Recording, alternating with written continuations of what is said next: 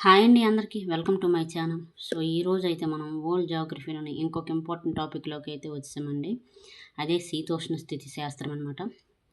ఇంతకుముందు సముద్ర శాస్త్రం గురించి తెలుసుకున్నాం కదండి. సో పూర్తిగా అయితే సముద్ర శాస్త్రం కంప్లీట్ చేస్తాను. సో ఇప్పుడైతే శీతోష్ణ స్థితి శాస్త్రంకి వచ్చాము.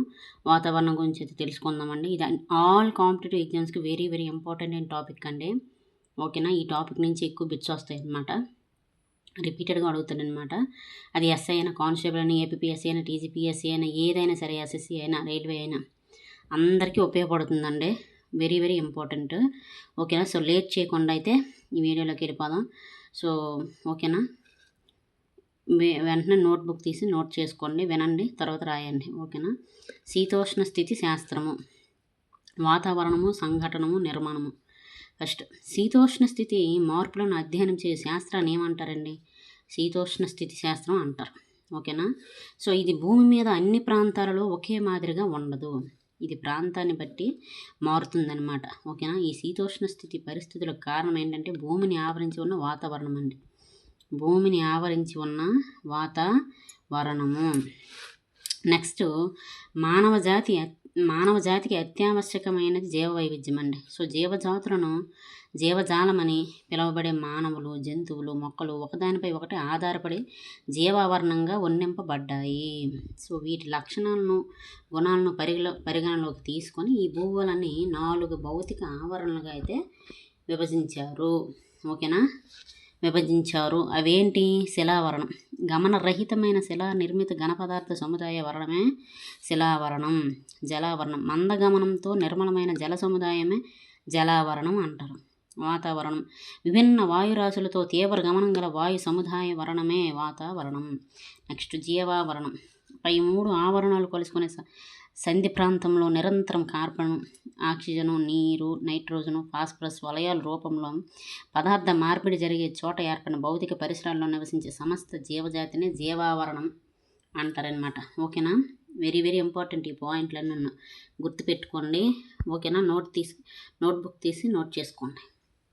నెక్స్ట్, వాతావరణము, సంఘటనము. భూమిని ఆవరించి ఉన్న దట్టమైన గాలి పొరనే వాతావరణం అంటారండి. సో ఇది భూమి నుండి దాదాపు 1600 కిలోమీటర్ల వరకు వ్యాపించి అయితే ఉంటుంది. అందులో 96% వాతావరణం భూ ఉపరితలం నుంచి 22.5 కిలోమీటర్ల ఎత్తులో ఉండి ఆ పైకి వెళ్ళే కొలిది తేలికైన హైడ్రోజన్, హీలియం వాయువులచే ఏర్పడి పలుచబడిపోతుందన్నమాట. ఓకేనా, నెక్స్ట్, భూ ఉపరితలంని ఆనుకుని ఉన్న వాతావరణము అధిక సాంద్రతను కలిగి ఉండడానికి కారణం అధిక బరువైనటువంటి నైట్రోజను, ఆక్సిజను, కార్బన్ డైఆక్సైడ్ లాంటి బరువైన వాయువులచే ఏర్పడి ఉండడం వలనండి. ఓకేనా, భూమిని ఆవరించి ఉన్న వాతావరణం బరువు 56,000 కోట్ల టన్నుల వరకు ఉంటుందన్నమాట. ఇది భూమిపై ప్రతి సెంటీమీటర్కు 2.77 కిలోగ్రాముల బరువునైతే మోపుతుందన్నమాట. వెరీ వెరీ ఇంపార్టెంట్, గుర్తుపెట్టుకోండి. అలాగే వాతావరణం భూమిని అంటిపెట్టుకొని ఉండడానికి కారణం ఏంటంటే భూమి యొక్క గురుత్వాకర్షణ శక్తి వలన అనమాట. మెండలీఫ్ ఆవర్తన పట్టికలోని వాయు మూలకాలన్నింటిలో ఒక్క క్లోరిన్ తప్ప అనే వాయువు మూలకం తప్ప మినహాయించి మిగిలిన అన్ని వాయువులు భూ వాతావరణం ఉంటాయి. Very very important. ఏది ఉండదు? క్లోరిన్ ఉండదు. క్లోరిన్ తప్ప అన్ని వాయు మూలకాలు ఉంటాయి. భూ వాతావరణ ప్రక్రియతో ముడిపడి వాతావరణ స్థితి, శీతోష్ణ స్థితులు అయితే ఆధారపడి ఉంటాయండి. సో వాతావరణ పరిస్థితి అంటే ఏంటో తెలుసుకుందాం. ఒక రోజులో కానీ కొన్ని గంటలలో కానీ ఒక ప్రదేశానికి సంబంధించిన పీడనం, ఉష్ణోగ్రత, పవనాలు, వర్షపాతం అంశాల పరిస్థితిని వాతావరణ పరిస్థితి, వెదర్ అని పిలుస్తారనమాట. సో శీతోష్ణ స్థితి, క్లైమేట్, ఒక ప్రదేశం యొక్క ఉష్ణోగ్రత, పీడనం, పవనాలు, వర్షపాతం తదితర భౌగోళిక సగటును దీర్ఘకాలికంగా తీసుకుంటే ఓకేనా 30 లేదా 50 లేదా 100 సంవత్సరాలు లేదా ఏదైనా ఒక ప్రదేశం యొక్క సగటు వాతావరణ స్థితిని ఆ ప్రదేశం యొక్క శీతోష్ణ స్థితి, క్లైమేట్ అని అంటారండి.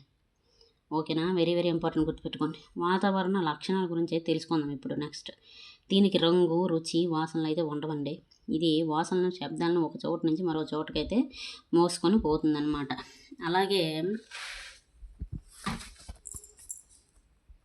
ఇది పారదర్శకమైన లక్షణం కలిగి ఉందన్నమాట. స్థితిస్థాపకత కలిగి ఉంది. భూమిని ఆవరించి ఉండడం చేత సూర్యుని నుండి వెలువడే హానికరమైన అతి నీలలోహిత కిరణాలను భూమిని చేరనీయకుండా జీవజాతిని అయితే రక్షిస్తుందండి. ఇది వాతావరణము సంఘటనము. వాతావరణము ఘన ద్రవ వాయు పదార్థాలచే ఏర్పడి ఉంటుంది. ఘన పదార్థాలు భూ ఉపరితలం నుండి వాతావరణంలోకి చేరే దుమ్ము, ధూళి రేణువులు, కాలుష్య కణాలే వాతావరణంలో ఘన పదార్థాలండి.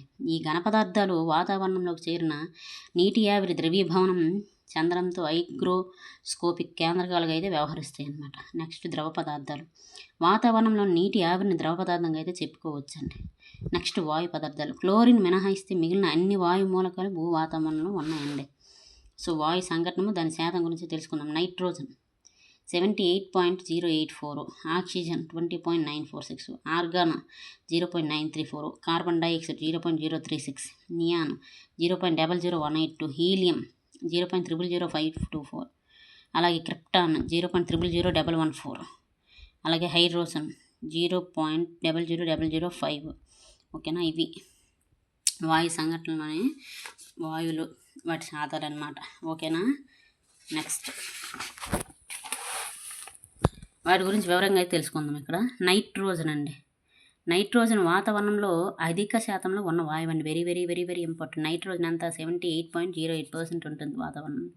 సో వాతావరణంలో అధిక శాతంలో ఉన్న వాయువు అనమాట. ఇది వృక్ష ప్రపంచానికి ముఖ్యంగా లెగ్యూమినేసి మొక్కలకు వరప్రసాదం అనమాట.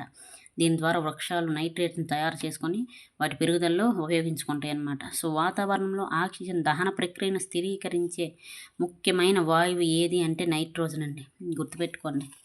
నెక్స్ట్ ఆక్సిజన్ అనమాట 20.94%. దీన్నే ప్రాణవాయువు అంటారండి. ఇది జీవుల శ్వాసక్రియలో కీలక పాత్ర అయితే వహిస్తుందండి.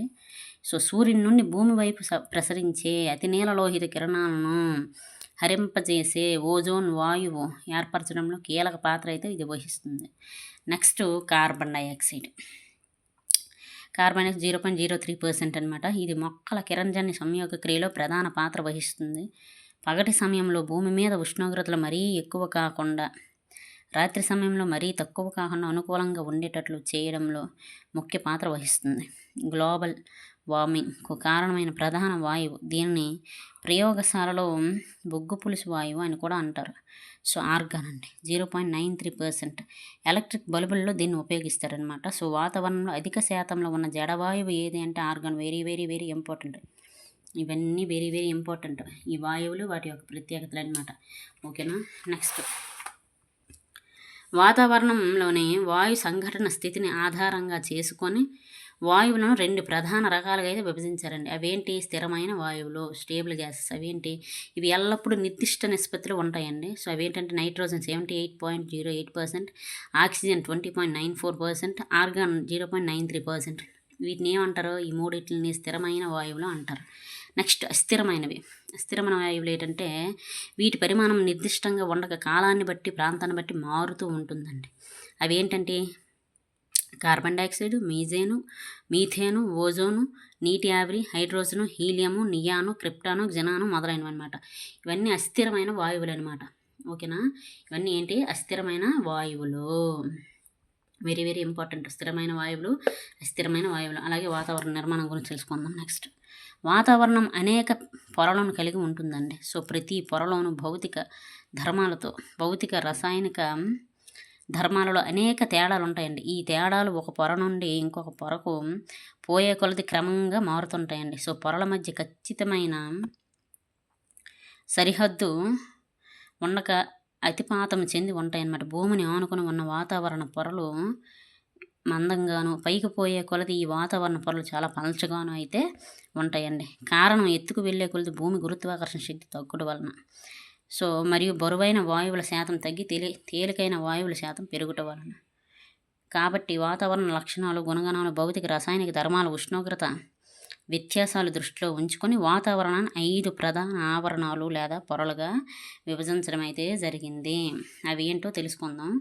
ఫస్ట్ది ట్రోపో ఆవరణం, నెక్స్ట్ది 2 స్ట్రాటో ఆవరణం, 3 మీసో ఆవరణం, 4 ధర్మో లేదు అయినో లేదా అయనో ఆవరణం, 5 ఎక్స్ ఆవరణం. సో ఈ 5 ఆవరణాలు. ఓకేనా, 5 పొరలు అనమాట.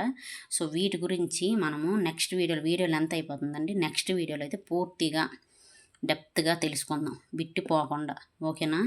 సో ఇంతవరకు ఇదైతే చెప్పాం కదా. ఈ 5 పొరల గురించి చెప్పుకుంటే ఈ వాతావరణం అనే టాపిక్ అయితే మనకి కంప్లీట్ అయిపోతుందండి. ఓకేనా? సో మనకు కంప్లీట్ అయిపోతుందన్నమాట. వీడియో అన్ని కాంపిటేటివ్ ఎగ్జామ్స్కి ఉపయోగపడుతుందండి, అందరికీ ఉపయోగపడుతుంది. వీడియో కనుక యూస్ఫుల్ అనిపిస్తే ఖచ్చితంగా లైక్ చేసి, షేర్ చేసి, సబ్స్క్రైబ్ చేయండి. నన్ను సపోర్ట్ చేయండి. థ్యాంక్ యూ సో మచ్ అండి. నెక్స్ట్ వీడియోలో అయితే మిగతా వాటి గురించి అయితే తెలుసుకుందాం. ఓకేనా? Thank you so much.